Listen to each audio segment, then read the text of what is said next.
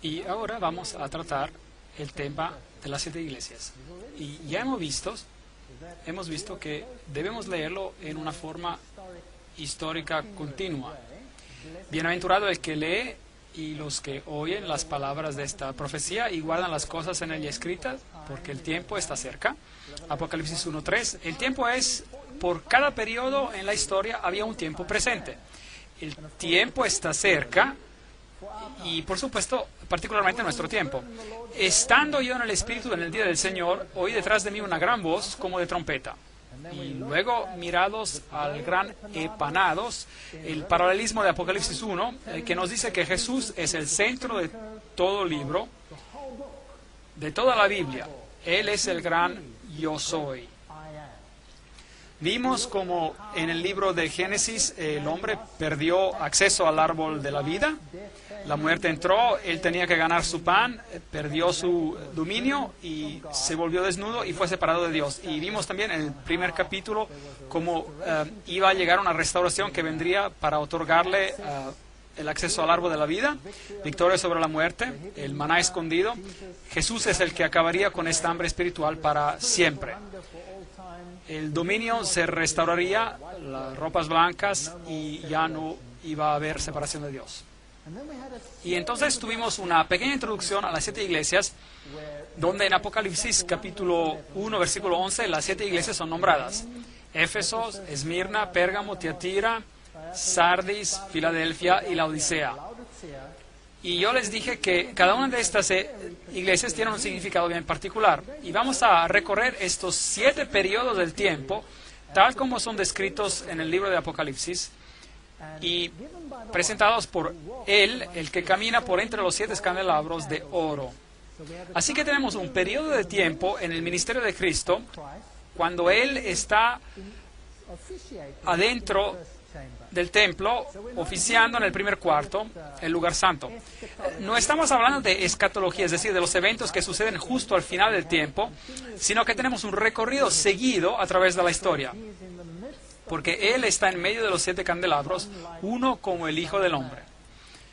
Y ahora también vimos en el primer capítulo, brevemente, que las 7 iglesias representan la antigua ruta postal, empezando por Éfeso, yendo a Esmirna, Pérgamo, Tiatira, Sardis, Filadelfia y Laodicea.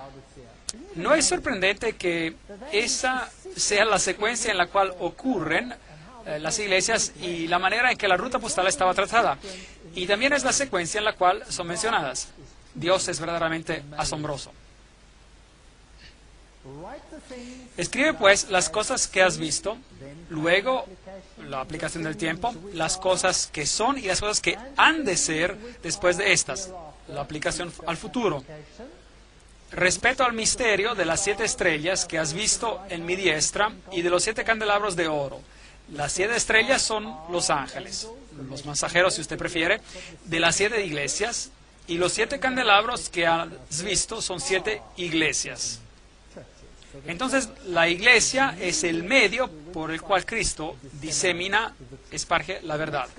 Entonces, vayamos a Turquía, Asia Menor, donde encontramos a estas iglesias. Esta es la ciudad de Estambul, y aquí encontrará algunas de las mezquitas más hermosas del mundo. Aquí encontrará los restos de la gran batalla entre religiones, el Imperio Otomano, un gran fuerte de los otomanos ahí, puentes sobre el estrecho del Bósforo, matrimonios, gente viviendo ahí hoy tal y como viven en otras partes del mundo. Todos que luchan con la vida, todos buscando a alguien a quien amar. Esta es una pareja joven que está comprometida para casarse.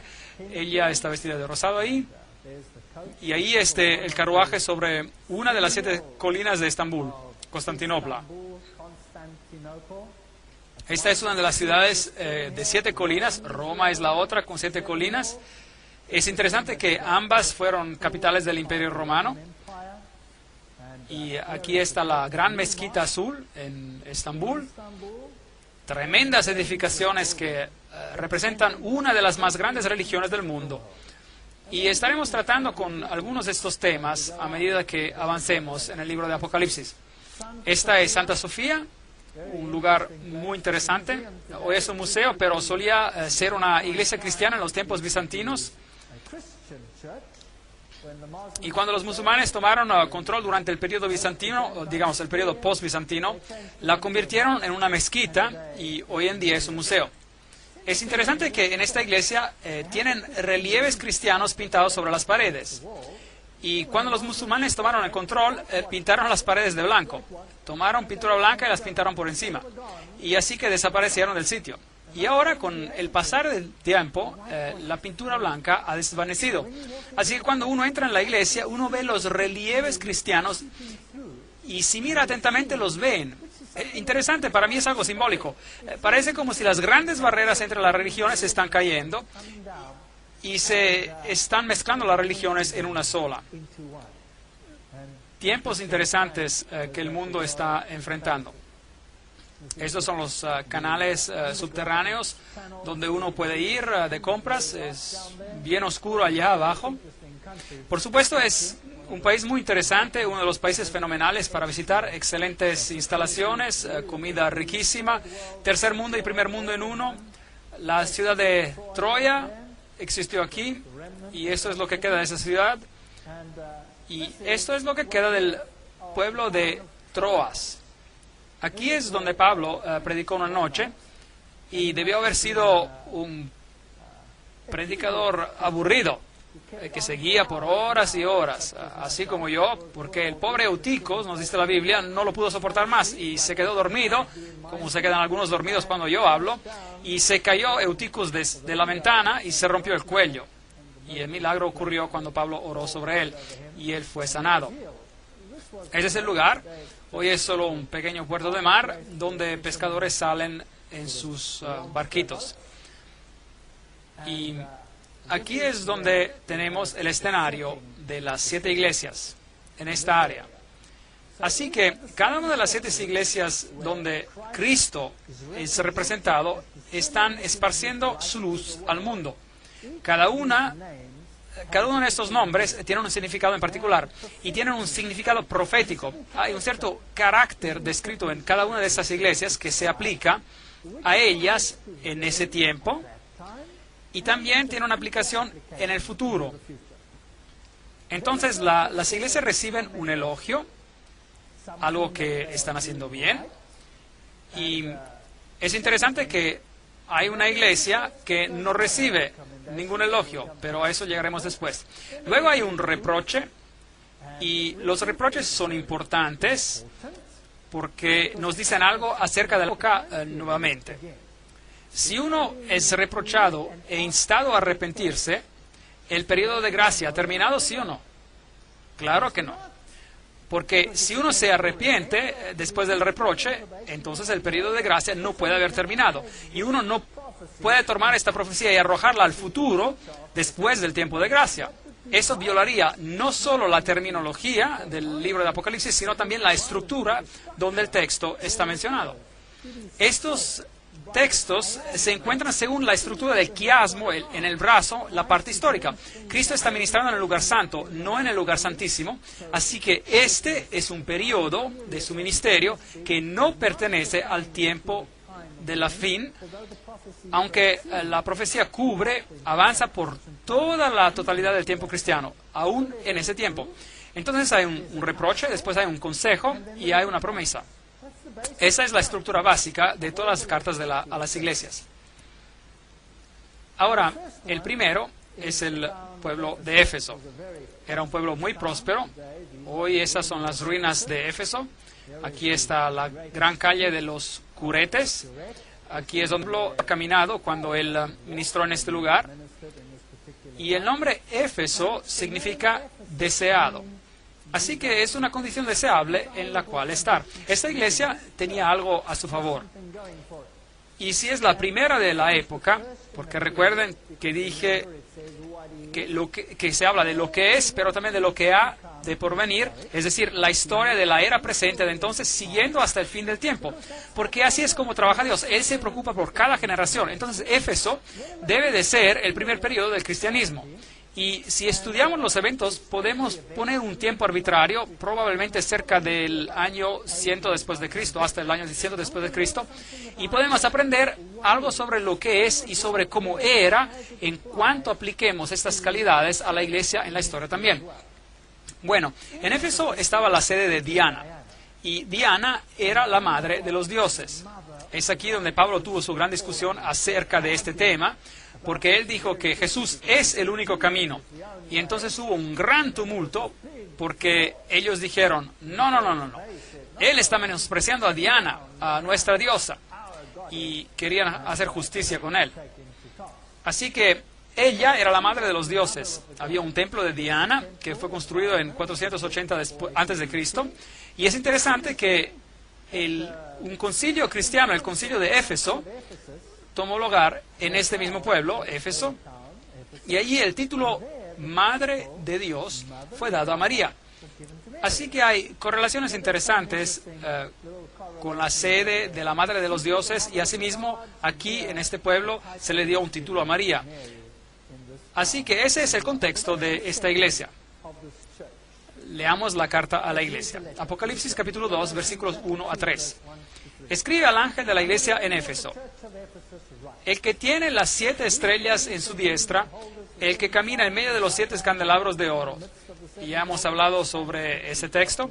Yo conozco tus obras, tu arduo trabajo y tu perseverancia, y que no puedes soportar a los malos. Este es el elogio. Así que Jesús les está diciendo, puedo ver lo que están haciendo, me alegra lo que están haciendo, y saben distinguir entre el bien y el mal. Y has probado a los que se dicen ser apóstoles. Sí, así que aún en ese tiempo había algunos que estaban tratando de engañar, ¿sí o no?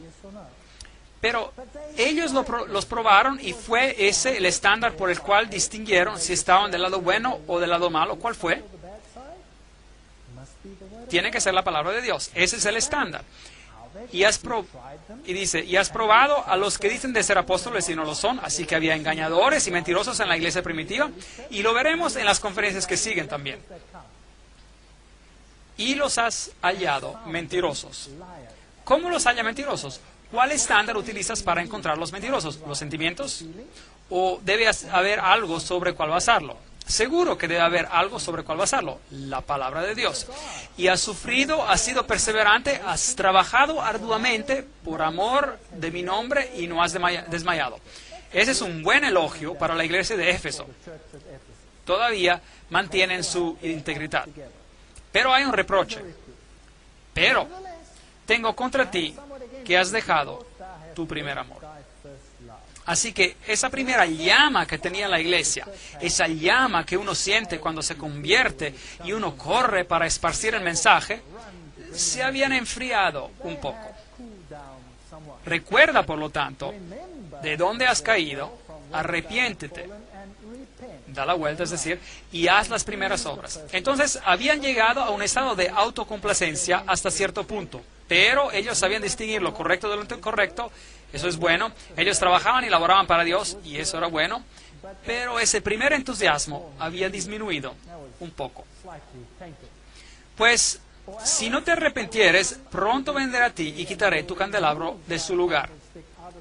De modo que aquí había un periodo del tiempo en el cual, si una iglesia no vivía de acuerdo a la verdad que poseía entonces, ¿qué haría Dios? Les quitaría el candelabro y se lo daría a alguien más. Un punto muy importante. Así que en esta época todavía estamos tratando con el hecho de que si uno no vivía de acuerdo a la luz que tenía, Dios eventualmente tomaría esa luz y se la daría a alguien más para que la llevara. Pero tienes esto, que aborreces. Eso es extraño. Dios aborrece, odia algo, y los encomienda por odiar, aborrecer algo aquí. Que aborreces las obras de los nicolaitas, las cuales yo también aborrezco. Recuerden, este punto es muy importante. Dios odia, aborrece a los hechos, lo que la gente hace. ¿Aborrece, odia Él a la gente? No, porque de tal manera amó Dios al mundo que ha dado a su Hijo unigénito para que todo aquel que cree en Él no se pierda, sino que tenga la vida eterna. Dios ama a las personas, pero odia los sistemas falsos de adoración. ¿Podemos entender claramente este punto esta noche? Porque vamos a hablar de ciertos asuntos bien importantes y no quiero que tengan la impresión que estoy hablando en contra de gente. Estoy hablando acerca de sistemas. ¿Entendemos eso? Si un sistema no enseña la verdad, sino que propaga cosas erróneas, error, entonces Dios odia a ese sistema, ¿sí o no? Sí, Él ama la verdad y odia, aborrece el error. Él ama a toda la gente a pesar de sus errores y sus fallas. Aún antes de que supiéramos que Él existiera, Él estuvo dispuesto a morir por nosotros, ¿cierto? No debemos olvidarnos de esto, nunca. Así que ellos tienen algo a su favor, y es que odian a las obras de los nicolaitas, los cuales Dios también odia también las obras. Entonces la iglesia primitiva tenía el discernimiento para odiar a los nicolaitas. ¿Quiénes eran ellos? ¿Quiénes eran? Nicolaos, nicolaitas, Nicolás. Ellos eran un grupo que enseñaba, era una secta agnóstica, que enseñaba que la ley de Dios no se aplicaba al hombre carnal, porque el hombre era carne y espíritu. Por lo tanto, lo que el hombre hacía en su carne no se aplicaba a su espiritualidad. Es una forma común de pensar hoy también. De modo que lo que los nicolaitas enseñaban en ese entonces también lo enseñan hoy. Nicolaos o Nicolás era el culto a Poseidón, el dios del mar. Los nicolaitas. Nicolás. ¿Ha escuchado ese nombre hoy en día? Claro, si hoy adoramos en el santuario de San Nicolás. No lo encontrarán en la historia, pueden buscar en la enciclopedia británica. Ahí dice que es un individuo ficticio, probablemente del culto de Poseidón. Muy interesante.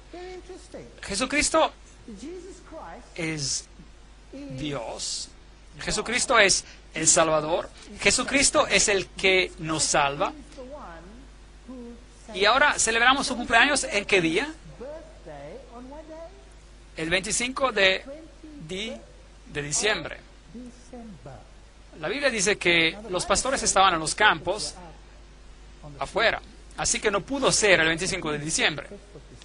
El dios Zeus o Júpiter, su cumpleaños era el 25 de diciembre. El dios Osiris, su cumpleaños era el 25 de diciembre. Podría nombrarle a todos los dioses antiguos. Las principales deidades tenían sus cumpleaños el 25 de diciembre. Ahora, si la Navidad, Christmas en inglés, es decir, que significa la misa de Cristo en inglés, era realmente la fecha del nacimiento de Cristo, entonces, ¿por qué celebramos a Nicolás en ese día particular? ¿No es interesante? Y luego se les pide a los niños que pregunten a quién para sus regalos. En las religiones nórdicas, a Nicolás, y él viaja por el cielo justo como los dioses antiguos viajaban por el cielo el 25 de diciembre en un carruaje. Y si era Zeus o Júpiter, era jalado por un macho cabrío. Pero si era un dios nórdico, y nosotros, es decir, los anglosajones, tenemos una religión nórdica, porque de allá es donde venimos de los godos, del pueblo godo, entonces el dios era jalado por renos. Y él podía discernir lo bueno y lo malo, era eterno, vivía por siempre, y cada año sabía cuál niño era bueno y cuál niño no. Entregaba los regalos y él se iba, todo eso en el 25 de diciembre. Y los niños hoy se olvidan de Jesucristo y dicen Papá Noel. ¿Eso es bueno o malo? Entonces, lo que estamos celebrando es el día de Nicolás, y amamos a los nicolaitas. Pero la iglesia primitiva los odiaba. No odiaba a los individuos, pero al sistema. Al vencedor le daré a comer del árbol de la vida que está en el medio del paraíso de Dios. Apocalipsis 2, 4 a 6. Hoy Cristo está siendo suplantado por el sistema en forma sutil, pero es peor de lo que parece. Aquí está la calle de los curetes, y aquí es donde Pablo debió haber caminado. Aquí es donde se encontraban las estatuas de los personajes prominentes del pueblo, y cada uno tenía una cabeza, y si uno tenía mucho dinero, uno contrataba a un escultor para que le hiciera una cabeza y la pusiera allí. Y uno pagaba alquiler como uno paga por el teléfono, la casa o algo así. Y si uno se le acababa el dinero o dejaba de pagar, pues tumbaban la cabeza y ponían la de alguien más, alguien que pudiera pagar el alquiler. Así que cuando uno caminaba por allá, uno estaba en toda su gloria si uno podía pagar el alquiler. Aquí había un templo al emperador de Traiano. Templos como este eran, por supuesto, dedicados a muchos dioses.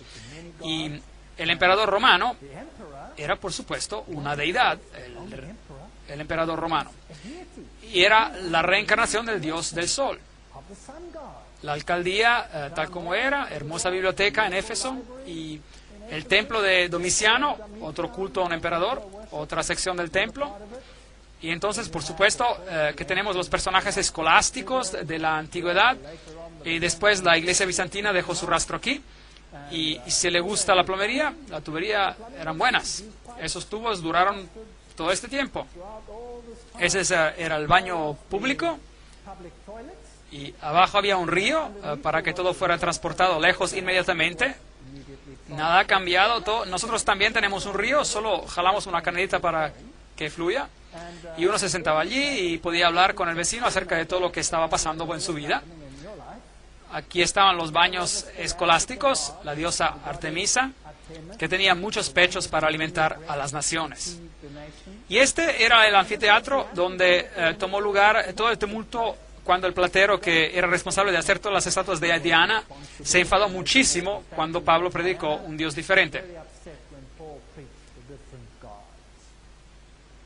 Y la historia dice que Pablo se escapó de aquí, de Éfesos.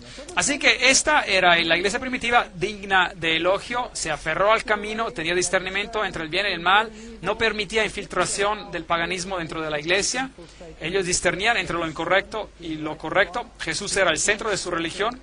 Estaban un poquito satisfechos consigo mismos, pero aparte de eso estaban bastante bien. El primer tiempo de la historia cristiana tenía esas mismas características. Éfeso era un puerto y hoy ya no hay puerto. De hecho, el mar está a muchos kilómetros de distancia. Ha sido llenado de cieno. Aproximadamente en el año 800 después de Cristo dejó de ser un puerto Éfeso. Este hecho es interesante en términos de tiempo y de secuencias de evolución. Hoy en Éfeso uno puede ver que Roma ha levantado esta estructura, la cual fue aparentemente vista en una visión como el lugar donde vivió María, porque Juan vivió en Éfeso. Y Jesús dijo a Juan, he ahí a tu madre, y él recibió a María en su casa en Éfeso. Pero esto ha sido determinado como, de hecho, falso. Pero de todas formas, aquí es donde muchos vienen a adorar a los pies de María. Todas las religiones vienen aquí. Católicos, peregrinaciones de protestantes, aún hasta naciones islámicas vienen a este lugar en particular. Bueno, el próximo periodo de tiempo es Esmirna. Desde el año 100 después de Cristo, probablemente hasta el año 313 después de Cristo, porque este fue un tiempo de tremenda persecución.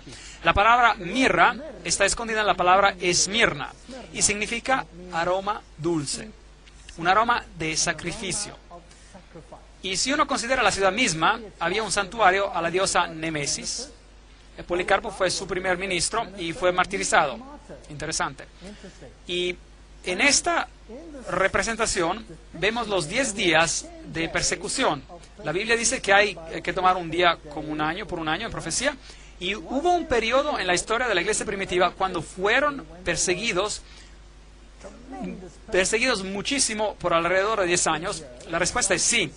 Hubo un emperador por el nombre de Dioclesio y él decretó un periodo de persecución el cual fue muy intenso y terminó en el año 313 después de Cristo. O sea, desde el año 303 hasta el año 303, cuando Constantino revistió su paganismo de cristianismo. Y el cristianismo se convirtió en la religión oficial del imperio. Entonces, leamos lo que dice aquí acerca de esta iglesia en particular. Escribe al ángel de la iglesia de Esmirna, el primero y el postrero, el que estuvo muerto y vivió. Dice esto: yo conozco tus obras, tu tribulación y tu pobreza. Así que estaban pasando por tiempos difíciles. La iglesia primitiva creció rápidamente, las cosas iban bastante bien, hasta que esta religión comenzó a desafiar a la religión oficial. Y entonces la persecución se desencadenó. Y tan pronto que uno desafía a los paradigmas del mundo, hay persecución. Yo conozco tus obras, tu tribulación, tu pobreza, aunque eres rico. Y la blasfemia de los que dicen ser judíos, es decir, cristianos. En la iglesia primitiva se usaban las palabras cristiano y judío intercambiadamente. Y ellos no lo son, sino que son sinagoga de Satanás. De tal manera que hay dos iglesias en este mundo. Aquellos que representan a Dios y a su Hijo, y aquellos que representan a otro poder. Entonces, esta iglesia tiene un elogio aquí, pero no hay reproche, ninguno en absoluto. No temas lo que has de padecer. El diablo echará a algunos de vosotros en la cárcel para que seáis probados, y tendréis tribulación por 10 días. Ahí tenemos un periodo de tiempo mencionado de manera particular. La persecución diocleciana tomó lugar durante ese periodo. Sé fiel hasta la muerte y yo te daré la corona de la vida. Ahí está la promesa de la restauración. El que tiene oído, oiga lo que el Espíritu dice a las iglesias. El vencedor no sufrirá daño de la segunda muerte. Interesante teología que vamos a tratar en conferencias siguientes. Apocalipsis 2, 10 a 11. Así que aquí está una iglesia que no tiene reproche. Es una de las únicas dos iglesias entre las 7 que no tiene reproche, solo un elogio. Eso es muy deseable. Pero, ¿qué tuvo que pasar para que llegaran a eso? Persecución. Ven, bajo los tiempos de persecución, la escoria se separa. Y lo que pasa bajo la persecución es que aquellos que son conocidos por su forma de religión, ellos se quedan atrás, porque llega a ser muy doloroso aferrarse solo a una forma. Entonces se dan por vencidos. Por tanto, si de verdad quieren mantenerse firmes en tiempos de persecución, más vale que estén bien fundados en la roca. Más vale que sepan lo que creen y por qué lo creen. Y es por eso que el libro de Apocalipsis es muy importante, porque nos dice que vendrá un tiempo de angustia como nunca hubo. Y más vale que creamos en lo que creemos si queremos estar firmes durante ese tiempo. ¿Será que hubo tal persecución? ¿Será que alguna vez existió Diocleciano? Bueno, los llevaré de regreso a esa ciudad de Las Palmas, Palmira, con esta gran calle de columnas romanas, como la vimos en la conferencia anterior. Y aquí están los pilares del templo de Bel en el fondo y estos grandiosos arcos. Y mientras uno recorre esa ciudad, uno llega a este letrero que dice Campamento de Diocleciano. Interesante, así que este emperador tenía su campamento y a sus soldados aquí, desde donde él dirigía su persecución a la iglesia cristiana primitiva. Muy interesante. Esta persecución purificó a la iglesia de todos aquellos que se aferraron al pan y al pescado, por decir, pero aquellos que se aferraron a la roca, ellos fueron elogiados. De modo que este fue el gran campamento diocleciano.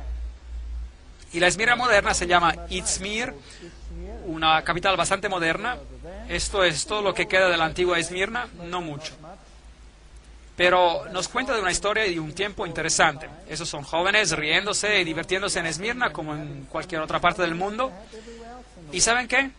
Yo creo que Dios los ama. Y a Dios le encantaría que tuvieran el conocimiento completo de la verdad, así como a Él le gustaría que tú y yo tuviésemos ese conocimiento, un conocimiento completo de la verdad. Pero si uno tiene la verdad y la defiende, esto es lo que le puede pasar. Persecución. Este es el Coliseo donde fueron perseguidos, donde Nerón quemaba a los cristianos, los usaba como antorchas humanas, se los daba a comer a los leones. Gran sufrimiento y muerte ocurrieron aquí, mientras la gente fue aniquilada a causa del odio entre las naciones, entre las religiones. Ahora estamos entrando en una época muy interesante de la historia hoy en día, donde la tensión entre religiones está muy elevado. ¿Ha notado eso? Y quizás la solución al problema, que parece tan lógica, es de no ser tan fanáticos. Es que es tan doloroso ser fanáticos.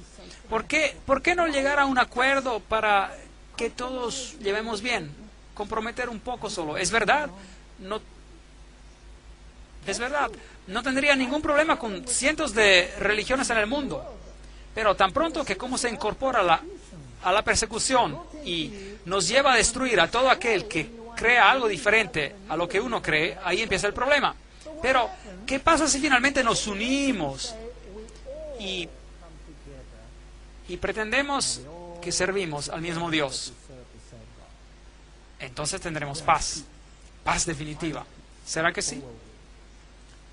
¿Es que la paz se encuentra en llegar a un acuerdo? ¿Sí o no? Bueno, ese es un problema. La iglesia primitiva descubrió eso. Y entonces llegó la persecución y fueron purgados, depurados. Cuando Satanás no pudo destruir a la iglesia con la persecución, porque cuando él quemaba a uno, a un cristiano, 10 tomaban su lugar porque veían la fe de estas personas,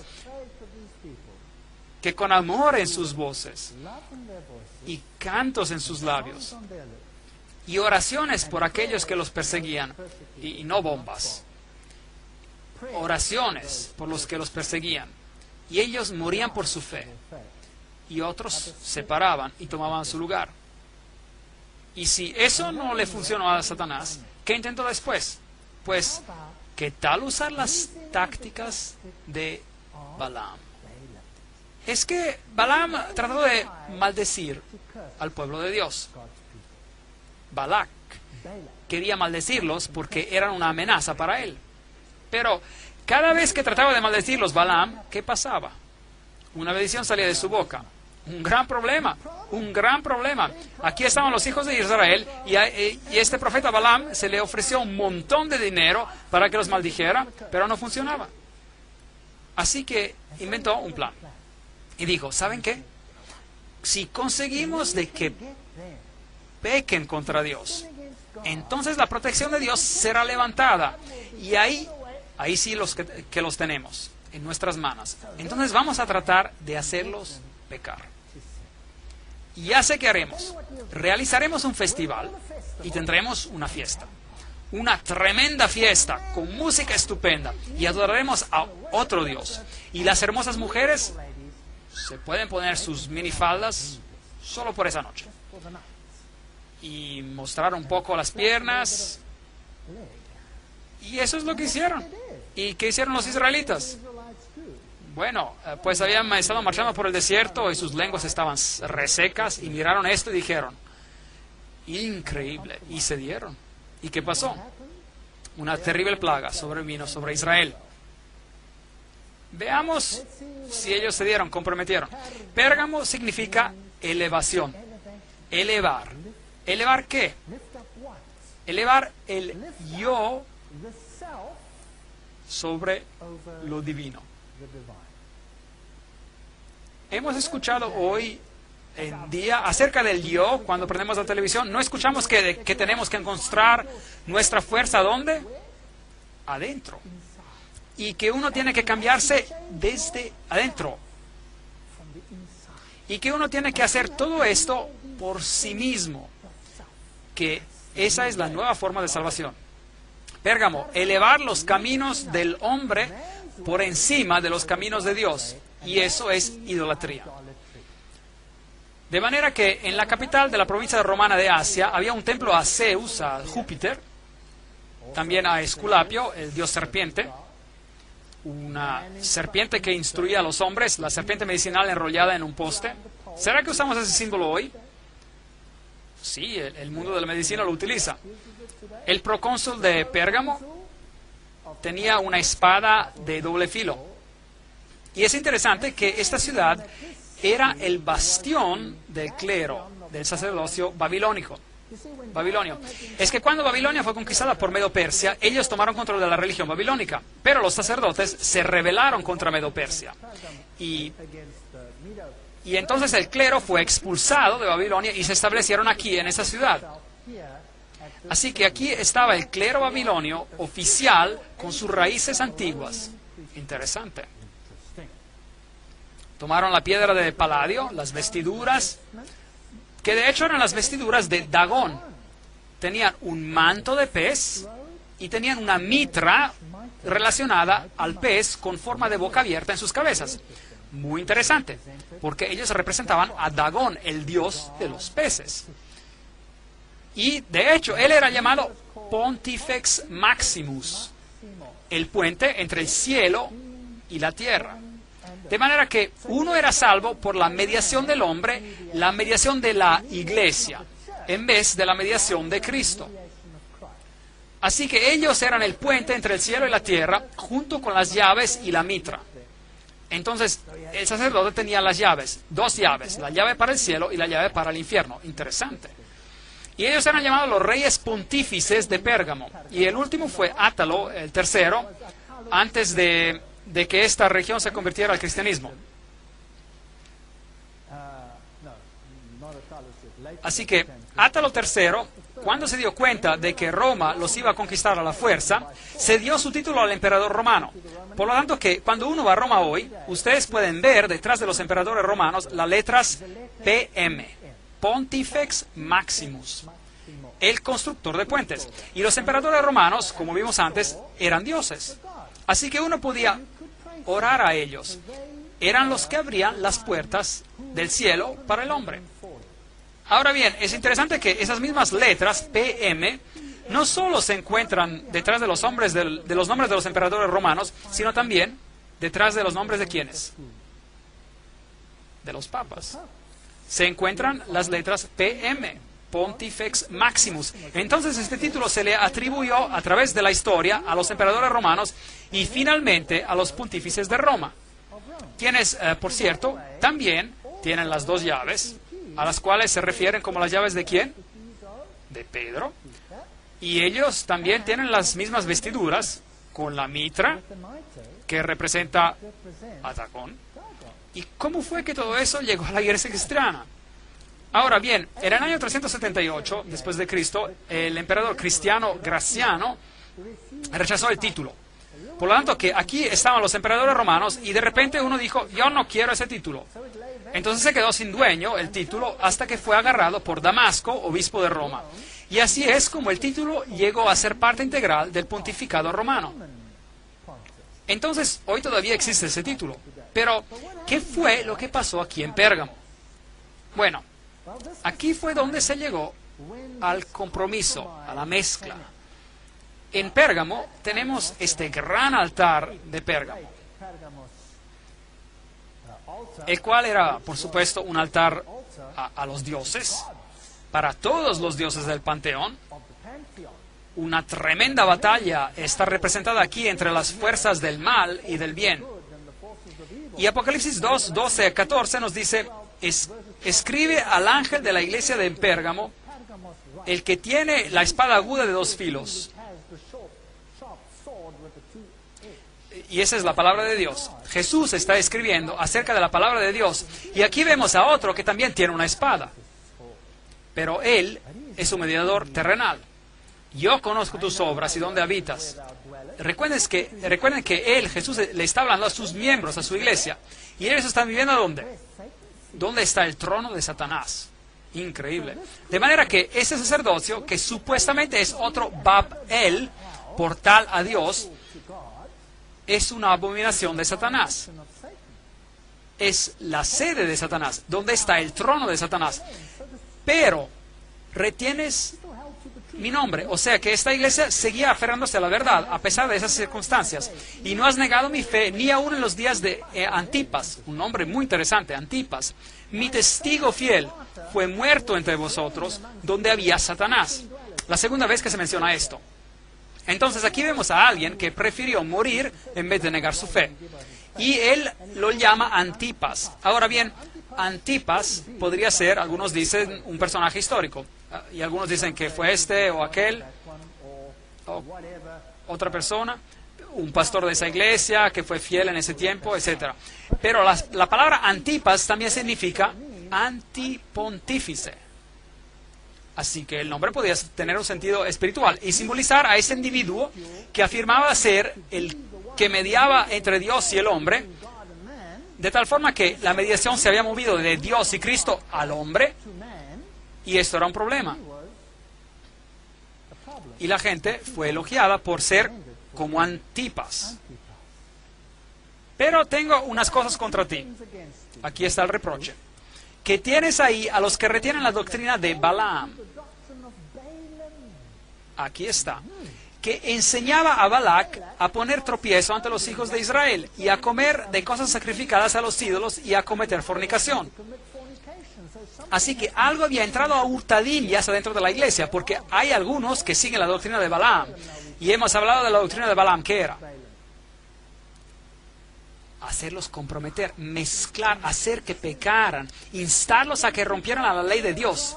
Y ahí sí que los tendremos bajo control. Así que aquí hay un compromiso en el cual una doctrina está siendo enseñada, la cual guiará a la gente en el camino equivocado y empezarán a servir a otros dioses. Y eso es justamente lo que va a pasar a la iglesia cristiana. Dios advierte aquí, tengan cuidado. Y miren, compromiso. Las concesiones ocurrieron a causa de Constantino. Constantino dijo, casemos a las iglesias. No tengamos esta constante batalla entre el cristianismo y el paganismo. Casémoslas. Así que emitió un medallón en el cual de un lado él sirve a Jesucristo y en el otro tiene a sus deidades paganas. Pero él tenía un problema. Constantino, el emperador, tenía un problema. ¿Y saben cuál era? La palabra de Dios. Constantino tenía un problema con la palabra de Dios, porque la palabra de Dios cortaba como una espada a doble filo. Y entonces, ¿qué hizo? Dijo, lleguemos a un acuerdo, un compromiso. Voy a dar una conferencia completa de este tema. Entonces consiguió que su sacerdote, llamado Eusebio, que él reescribiera porciones de la Biblia. Y mandó hacer 50 copias. Y fueron escritas de tal forma que Jesucristo fuera menos de lo que es, para que pudiese haber un matrimonio entre las religiones. Y Zoroastro, por ejemplo, pudiera aparecer igual junto a Jesucristo, y Zeus Júpiter pudiera estar igual junto con Jesucristo, y Apolo pudiera aparecer igual junto a Jesucristo, y todo estaría de maravilla. se pudieran adorar todos. Y fue un documento ecuménico que él comisionó. Entonces introdujo a un acuerdo, a un compromiso, y Jesús tuvo que rebajarse y la obediencia a Dios fue reemplazada por la obediencia al hombre. El problema, la doctrina de Balaam. Y también tienen a los que retienen la doctrina de los nicolaitas. Primero odiaban la doctrina de los nicolaitas y ahora se aferran a la doctrina. Por tanto, arrepiéntete, pues si no, vendré pronto hasta ti y pelearé contra ellos con la espada de mi boca. El que tiene oído, oiga lo que el Espíritu dice a las iglesias. Al vencedor le daré de comer del maná escondido y le daré una piedrecita blanca y en la piedrecita un nombre nuevo escrito, el cual nadie conoce sino el que lo recibe. Las concesiones, el compromiso, es el mal más grande de todos porque es tan engañoso, tan engañoso. Aquí, esta gran ciudad, estas son las personas que viven ahí hoy, el mercado, todavía es del tercer mundo, el muro rojo, el muro de afuera, el templo de Dionisio, el templo de Traiano, el templo de Zeus, Júpiter. Hay un pozo del emperador Guillermo hizo, porque sacó todo y se lo llevó, Escolástica y Esculapio, que eran las formas de adoración que se utilizaban en Pérgamo. Concesiones, compromiso. Me gustaría aconsejar hoy que los compromisos entre el error y la verdad sean rechazados y que Jesús y su verdad sean hechos eternos en el corazón. Amén.